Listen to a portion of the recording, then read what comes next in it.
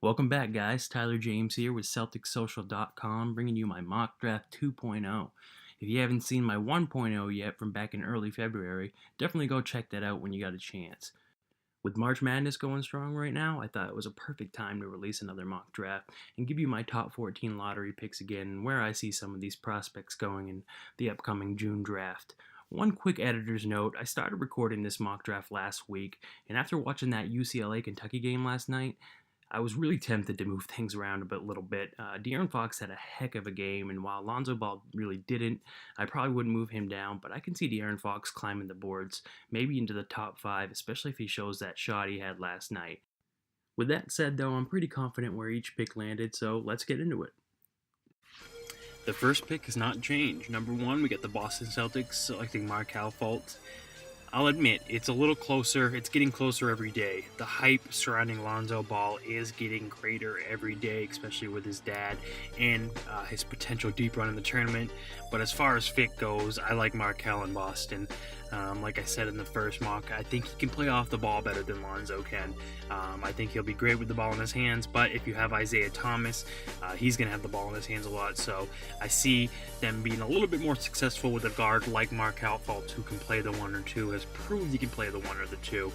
And I definitely think that they will give Lonzo Ball a very hard look if they get this first selection, maybe even Jason Tatum and Josh Jackson. But in the end, they won't pass up on Markelle Fultz because he is that generational type talent and also because he's a better fit. Well, look who's jumped into the number 2 spot, the Los Angeles Lakers. I don't consider myself a conspiracy theorist at all, but if I was one, here's mine. The Lakers will get Lonzo Ball one way or another. Even if they get that number 1 selection, which I expect them to get top 2, Lonzo Ball will be a Laker. There's a few reasons why. 1, he's from California, his dad wants him to go there, and it's just a great fit.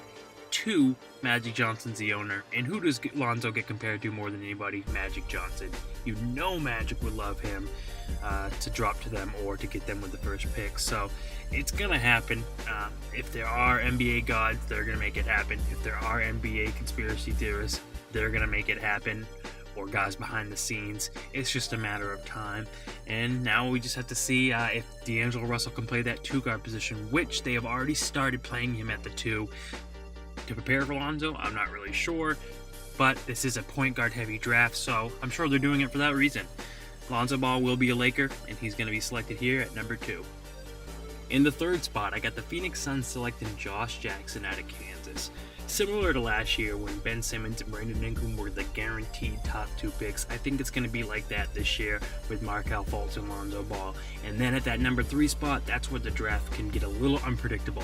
If the Phoenix Suns get that number 3 selection, Josh Jackson's a great fit because they already have their shooter in Devin Booker. They drafted a few big men last year, and they're pretty loaded at point guard. Josh Jackson doesn't really have an outside shot, but he can do everything else, and he can do everything else very well.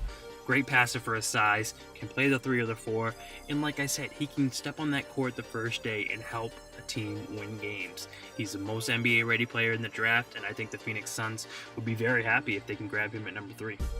Way back in early February when I released my mock draft 1.0, I told you guys behind Markelle Fultz and Lonzo Ball, this guy was the 3rd best player in the draft. We're now in late March, and if you Google or search on Twitter for Jason Tatum, you'll see many people share the same opinion I had a couple months ago.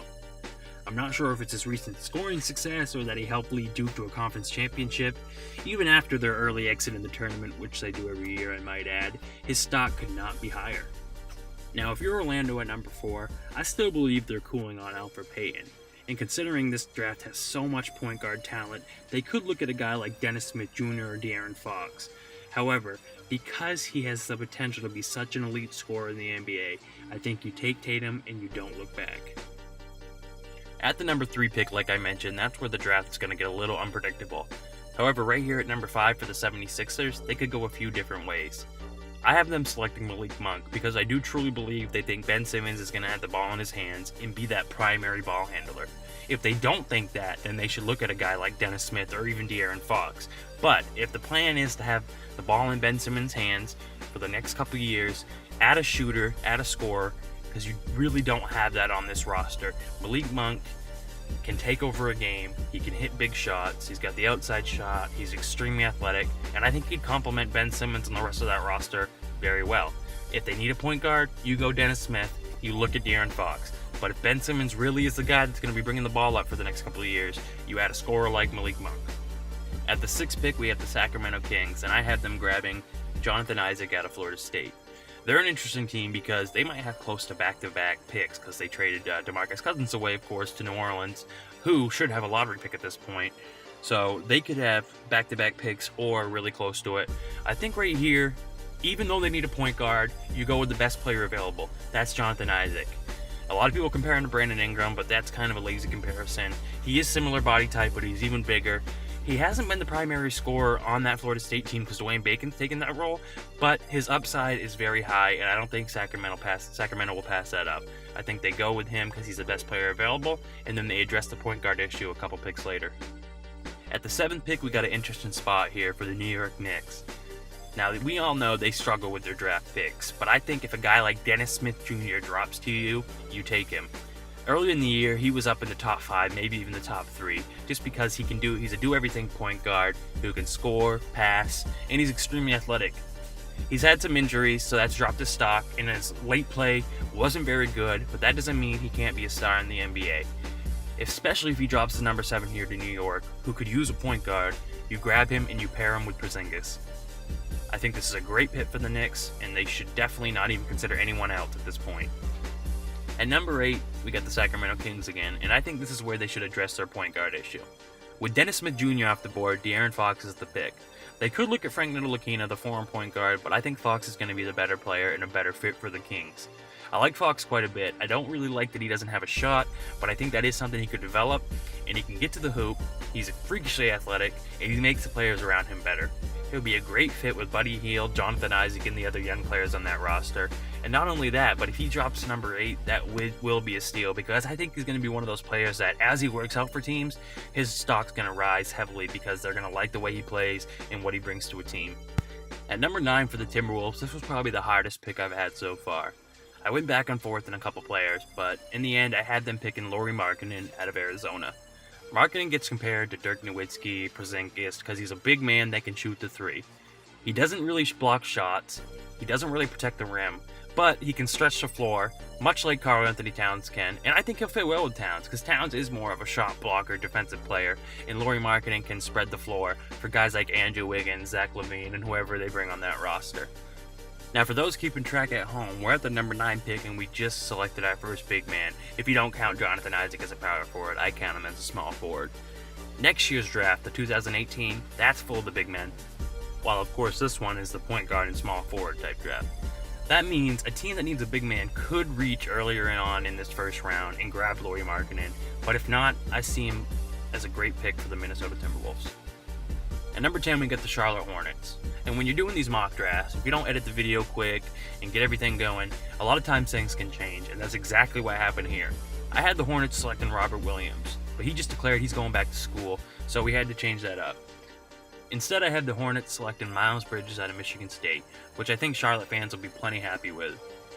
Bridges might be the most athletic player in this draft, and if you've seen his highlights, you know exactly what I'm talking about. He also has a decent scoring ability, an okay shot, and is a good passer.